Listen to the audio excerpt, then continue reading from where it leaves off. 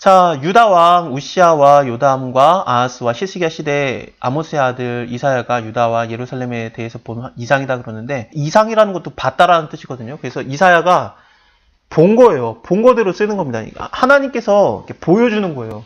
하나님 못 알아들으라고 한 게 아니라 지금 너무나도 알려주고 싶어서 알아들으라고 하는 얘기들이기 때문에, 그리고 그걸 또 눈으로 보여주시는 거고요.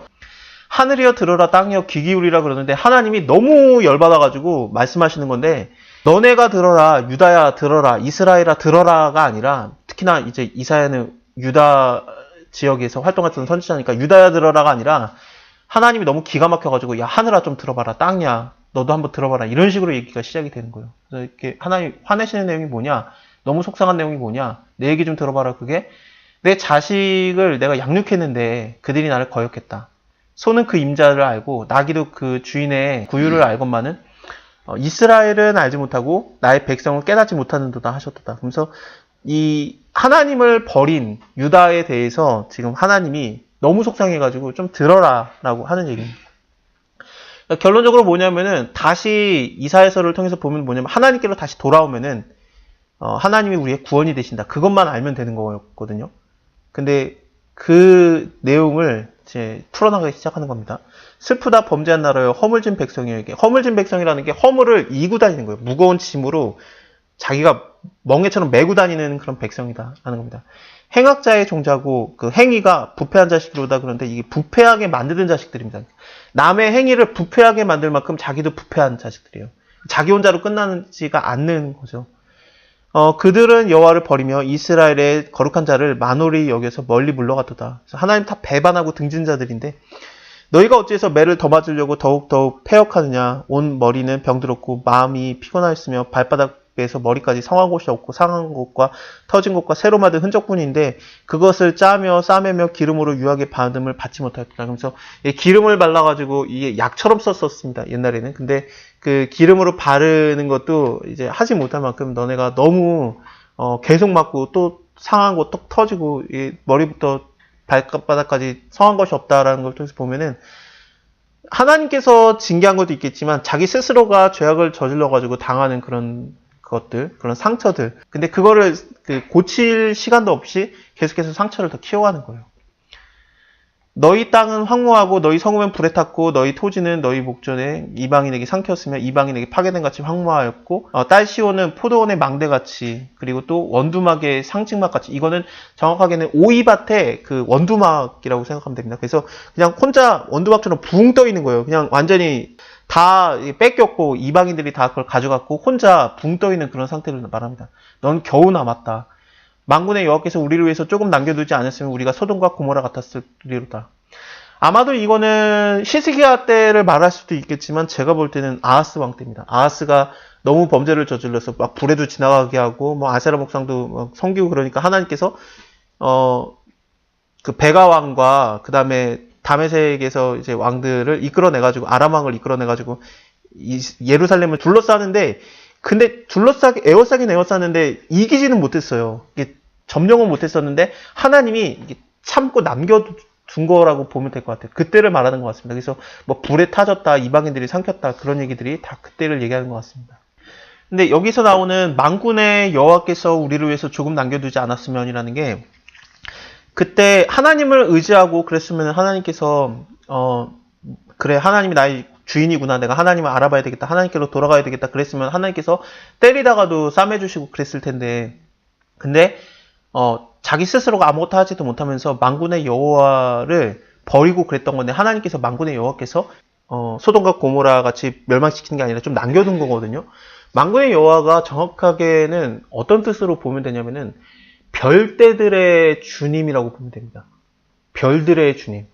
그게 만군의 여호와. 그러니까 모든 군대의 여호와라는 것도 맞겠지만, 근데 모든 별들의 주님이라고 보면 돼요. 그래서 이런 거를 따지면은 이 지구뿐만 아니라 모든 별들을 주관하시는 하나님이신데, 그 하나님께 의지하면 얼마든지 우리가 구원함을 받을 텐데, 너네가 왜 하나님을 버렸냐라는 겁니다. 하나님이 너네를 만드신 자인데. 이 고난주의라고 되게 좀 비슷하죠. 그래서 고난주일도 사실은, 오늘 고난일도 그 십자가에 대한 고난을 생각할 때 예수 그리스도의 고난은 고난 주간이 아니에요. 사실은 예수님의 고난은 일주일이 아니라 사실은 태어나서부터 간 고난이에요. 그거를 그려내는 게 누가복음이고, 태어나서부터 뭐 마태복음도 태어나자마자 막 그 헤롯 대왕이 죽이려고 하고 그런 고난이 끝나지 않아요. 마가복음에서는 사단이 시험을 했는데 시험을 끝난 다음에 그가 떠났다라는 내용이 없어요. 사단의 시험이 끝나지 않은 것처럼 그냥 마가복음에서 계속 이어가요. 예수님의 고난은 계속해서 일어나는 고난입니다. 그리고 사단이 예수님의 라이벌이 아니기 때문에 너무 급이 낮아요. 사단은 하나님과 이게 뭐 비슷하게 노는 것 자체가 이거는 죄입니다. 그렇게 생각하면 안 되는데 사탄이 막 까부는데 근데 예수님이 받으셨던 가장 그 강한 고난들은 뭐냐면은 사단이 아니라 인간들이 예수님을 버리는 거예요. 이 소도 임자를 알고 나귀도 주인의 구유를 아는데 하나님이 창조한 자들이 예수님을 버리는 거예요. 요한복음에서도 말씀으로 다 창조됐는데 우리가 어둠 가운데 있어서 빛을 알아보지 못하고 거부하는 거죠. 그래서 마태복음에서도 예수님이 왔는데 이방인 동방박사도 알아보는데 이스라엘 사람들이 예수님을 죽이려고 하고 헤롯 대왕 그리고 헤롯의 아들들 그리고 본디오 빌라도 대제사장들이 예수님을 죽이려고 난리예요. 그것도 너무 수치스러움이고 너무 하나님 입장에서는 너무 고난인데 못 견디는 거거든요. 하늘아 좀 들어봐라, 땅아 귀 기울여라 하면서 그런 배신들. 근데 마가복음을 통해서 보면은 예수님을 쫓아다니던 제자들이 예수님을 배반하고 베드로뿐만 아니라 다 도망가요. 마가도 도망가고 옷 벗고 도망가고 그런 것들을 통해서 예수님의 고난이 계속해서 이어지고 있는 겁니다. 네. 근데 하나님께서는 우리를 완전히 진멸시키지 않으시고 남겨두시는 거죠. 소돔과 고모라 같았으니까. 소돔과 고모라의 죄는 뭐냐면은 이거는 그 3장 가면 나올 건데 죄를 부끄러워하지 않는 것이 소돔과 고모라의 죄입니다. 여기 3장 9절을 보면 그들의 안색이 스스로 증거하며 그 죄를 발표하고 숨기지 아니함이 소돔과 같으니 라고 나오지 않습니까? 그래서 소돔의 죄는 죄를 발표하고 숨기지를 아니하는 것이 소돔의 죄입니다. 죄를 자랑하는 거죠. 죄를 부끄러워하지 않는 것. 그것이 소돔의 죄입니다. 너희 소돔의 관원들아 여호와의 말씀을 들을지어다. 너희 고모라의 백성아 우리 하나님의 법에 귀 기울일지어다. 그래서 하나님께 죄를 짓고 죄를 부끄러워하지도 않는 그게 얼굴에 다 증거로 나타나는 자들이 됐는데 여호와께서 말씀하시되 너희 무수한 재물이 내게 무엇이 유익하냐. 나는 순양의 번제와 살찐 짐승의 기름에 배불렀다. 그러니까 하나님께서 더 이상 순양의 번제에 살찐 짐승의 기름 안 먹겠다 그러는 거거든요. 레위기 보면은 하나님이 무슨 기름을 좋아하시나 막 그 느낌이 들 만큼 기름을 자꾸 하나님께 드리라고 막 이렇게 불태워 드리라고 레위기 1장, 2장, 3장, 4장, 5장, 2장 빼고 5장, 6장, 7장까지 다 이어지는데 자꾸 기름을 드리라고 하시는데 스송아지나 어린 양이나 수염소의 피를 즐겨하지 아니한다. 그래서 하나님께서 나 안 받겠다 그러는 거예요. 이런 거 자꾸 갖고 오지 마라. 내 마당만 밟을 뿐이라. 그래서 헛된 재물을 다시 가져오지 말아라. 분양은 나의 가증이 여기는 바고. 분양을 드리는 것은 그 출애굽기에서도 모세가 드렸었고요. 25장에서도 나옵니다. 30장에도 나오고. 그래서 하나님께서 모세에게 말씀하셨던 거, 이 분양을 드리는 거였고, 그 다음 향을 드리는 겁니다. 그리고 월삭과, 월의 첫날과 안식일과 대회로 모이는 것도 그러하다. 이거는 레위기 23장에도 나오고, 그 민수기 10장 10절에도 나오고, 그래서 이런 때 하나님께 계속해서 예배를 드리는 것들, 그런 것들 내가 이제 견디지 못하겠다 그러는 거예요. 그래서 제사를 드리는 것을 내가 싫어한다 그러는 거예요. 내 마음이 너의 월삭과 정화절기를 싫어하니, 그것은 내게 무거운 짐이라. 내가 지기에도 너무 피곤하다. 너희가 손을 펼 때 내가 눈을 가리우고 너희가 많이 기도할지라도 내가 듣지 아니하리니 이는 너희의 손에 피가 가득함이라. 이건 두 가지로 볼 수 있습니다. 첫 번째는 뭐냐면은 너네가 손에 피가 가득하는 거는 살인자의 피라는 거죠. 네가 살인을 저지르는 자들, 악을 행하는 자들이니까 악인들의 손에 피가 묻어있는 그런 피가 가득함이라 해서 스스로 씻어라, 스스로 깨끗하게 하라라는 걸 수도 있고요. 근데 여기까지는 아직까지는 뭐 살인자, 뭐 악을 행한다, 뭐 그런 물론 악에 대한 얘기가 나옵니다만, 근데 뭐 살인이다, 뭐 그런 얘기가 안 나왔었기 때문에 이 피라는 거는 순영아 어린 양이라든지 숫송아지라든지 수염소의 피를 얘기할 수도 있어요. 그러니까 너네가 그만 나한테 피의 제사를 드려라. 내가 안 받겠다. 내가 이거 너네 손에 피가 가득한데 일단 씻고 와. 그러는 거죠. 그래서 이 씻는 게 무슨 뜻이냐면은 너희의 악업을 버리고 악행을 그치고 선을 행해라. 선을 배우고 공의를 구하며 학대받는 자를 도와주며 고아를 위해서 신원하며 과부를 위해서 변화하라 하셨느니라. 하나님께서 즐겨받으시는 제사는 뭐냐면은 이웃사랑이에요. 그러니까 이웃사랑 안 할 거면은 악을 행할 거면은 제사 드리지 마. 안 받겠다는 겁니다. 이게 가인과 아벨의 제사예요. 가인과 아벨의 제사가 왜 하나님이 가인의 제사를 안 받았느냐? 아벨의 제사를 왜 받았느냐? 아벨의 제사는 피 흘림이 있으니까 받은 거냐? 여기서 하나님 피 흘리는 거 싫다면서요. 피 흘림이 문제가 아니에요.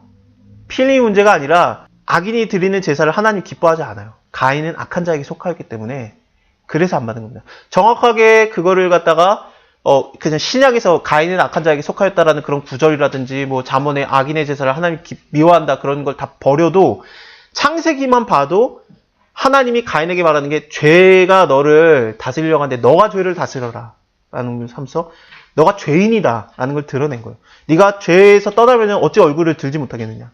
하나님께서는 죄인의 제사를 안 받은 거예요. 가인의 제사를. 신약을 안 생각해도 창세기만 봐도 창세기 4장만 봐도 그게 보여지는 겁니다. 하나님 원하는 거는 일단은 악부터 끝내고 이웃사랑하고 그 다음에 나한테 와서 제사 드려라. 이런 예가 너무 많습니다. 시편 51편에 다윗이 밧세바와 동침한 다음에 그때 뭐 그 찬양하는 거 뭐 우슬초로 나를 정결케 하소서 나를 주님 앞에서 떠나지 마시고 뭐 주의 성신을 내게 거두지 마옵소서 구원의 기쁨 내게 회복시키시고 뭐 정직한 영을 내게 더하소서 막 그거 있지 않습니까?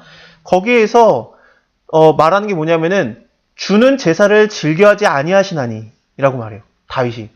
만약에 하나님이 그렇지 않았으면 제사를 즐겨하시는 분이라면 내가 드렸을 것이다. 주는 번제를 기뻐 아니하신다. 하나님이 구하시는 제사는 상하심령이라. 하나님이여 상하고 통회하는 마음을 주께서 멸시하지 아니하시리다. 그래서 주의 은택으로 시온에서 선을 해가시고 예루살렘 성에서 쌓으소서. 그때에 주께 의로운 제사와 번제와 온전한 번제를 기뻐하시리니 그때는 내가 드리겠습니다. 먼저 내가 죄에 대해서 해결을 받고 이 통회하는 마음을 하나님께서 멸시하지 않으니까 내가 먼저 회개하고 그리고 나서 하나님이 나를 받으시면은 그리고 나서 내가 번제와 이런 것들을 드리겠나이다 그래요. 너무 많아요. 이런 시각으로 보면 가인과 아벨의 제사라든지 이 다윗의 고백이라든지라는 걸 통해서 보면은 그 우사의 제사가 왜 하나님이 분노하셨던 제사인지를 알 수 있고 하나님 원하지 않는 제사이기 때문에 하나님 분노하는 거예요. 마음이 어떤지 중요하지도 않아요. 그 사람이 뭐 이게 떨어뜨리는 걸 막으려고 했다. 선한 마음이었다. 웃기는 소리예요. 안 만지는 게 하나님의 말씀대로 따르는 게 선이에요. 안 만져야 돼요. 그러니까 오베데돔은 3달 하나님 제대로 섬겼더니 그 언약궤 3달 제대로 섬겼더니 집이 너무 복을 받아가지고 다윗이 와가지고 가져가잖아요. 왕이 질투할 만큼 복을 받은 거예요. 하나님한테. 그래서 정확하게 숫자가 97명인 것 같아요. 제 기억에는 93명인지 97명인 것 같은데 97명의 그 오베데돔의 자손들이 성경에 기록이 되기 시작합니다. 예.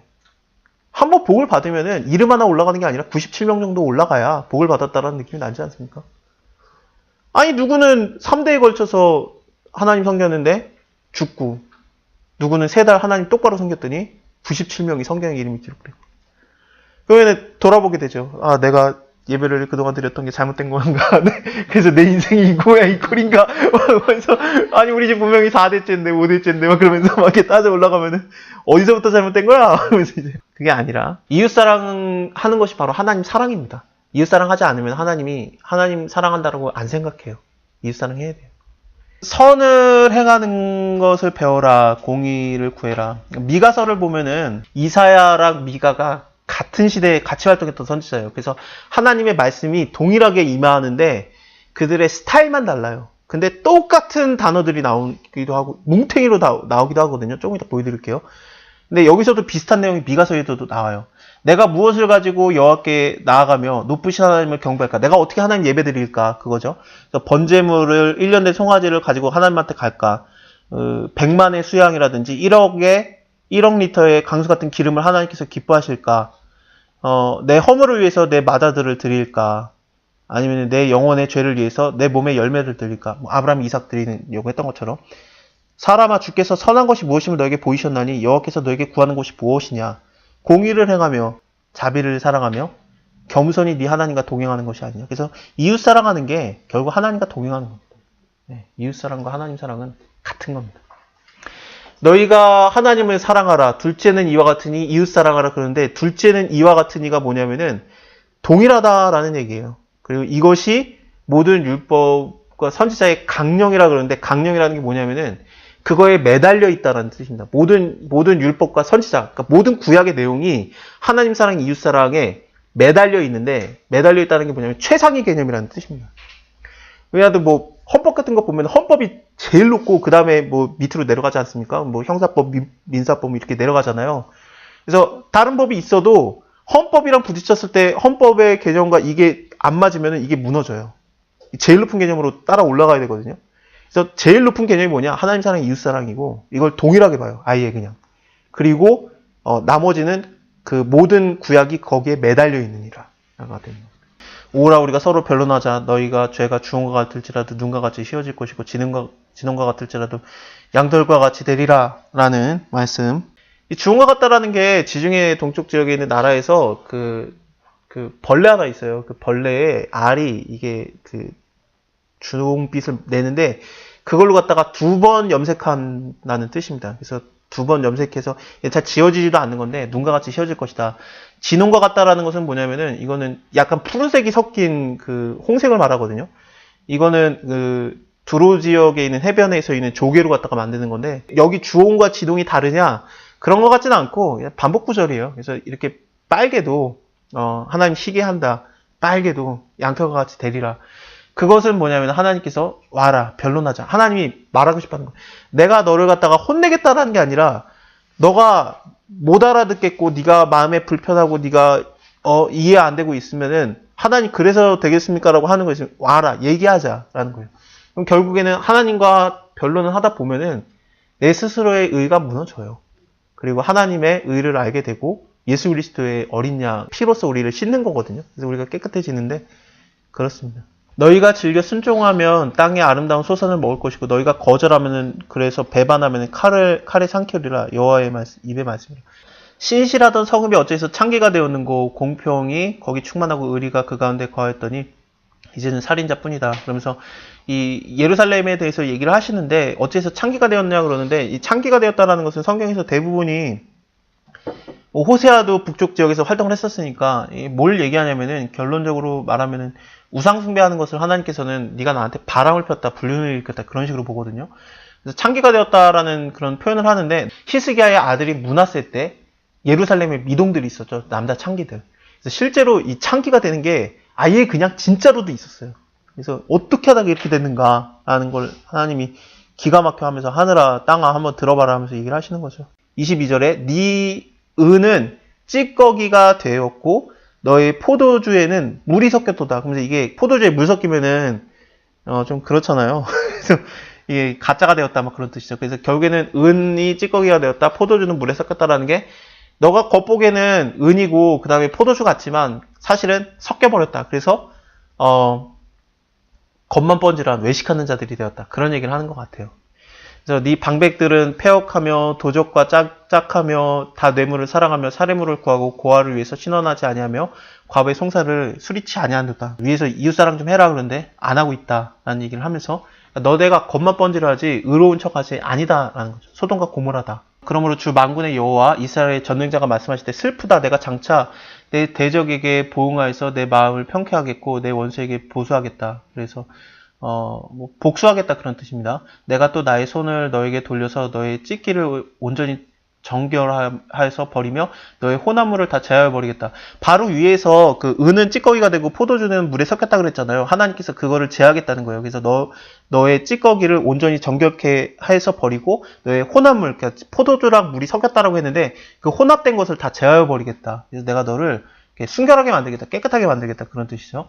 내가 너의 사사들을 청과 같이 너의 모사들을 본래와 같이 회복할 것이라. 그러한 후에야 네가 의의 성읍이라 신실한 고을이라 칭함을 되리라. 시온은 공평으로 구속이 되고 그 귀정자는 의로 구속되리라. 귀정자는 회개한 자들을 얘기합니다. 그러나 패역한 자와 죄인은 함께 패망하고 여호와를 버린 자도 멸망할 것이다. 너희가 너희의 기뻐하던 상수리나무로 인해서 부끄러움을 당할 것이다.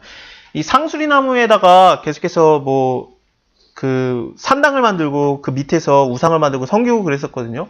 사실 이 상수리나무 자체가 문제가 되는 게 아니라 상수리나무는 이스라엘에게는 특히나 어떤 의미냐면은 하나님을 예배하는 장소였어요.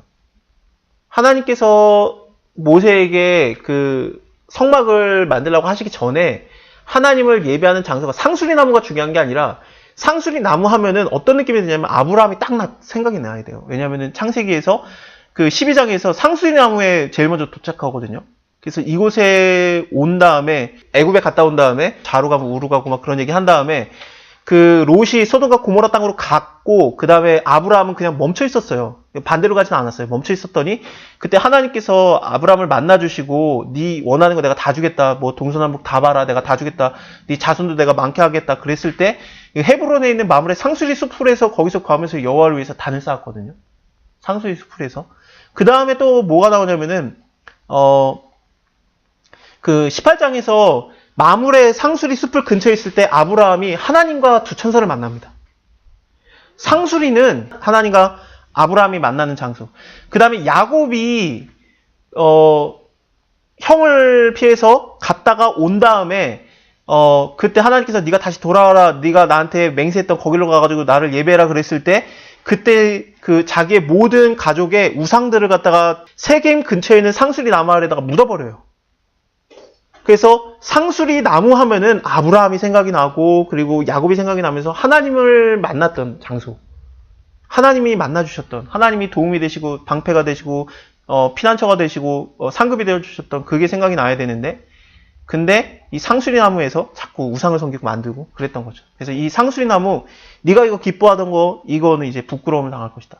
너가 택한 동산을 위해서 수치를 당할 것이고 네 잎사귀에 마른 상수리나무 같은 물이 없는 동산 같으리라.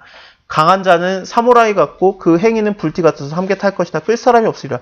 이거는 히스기야 때를 말하는 걸 수도 있을 것 같습니다. 왜냐하면 이미 한번 맞았다라는 얘기가 나왔잖아요. 그러니까 이거는 아마도 아하스 왕 때고 그 다음에 아하스의 아들인 히스기야 때 그때 한 번 더 당하는 거 그걸 얘기하는 것 같아요. 히스기야는 잘했어요. 하지만 백성들은 아니었어요. 예. 그래서 이런 것 같습니다.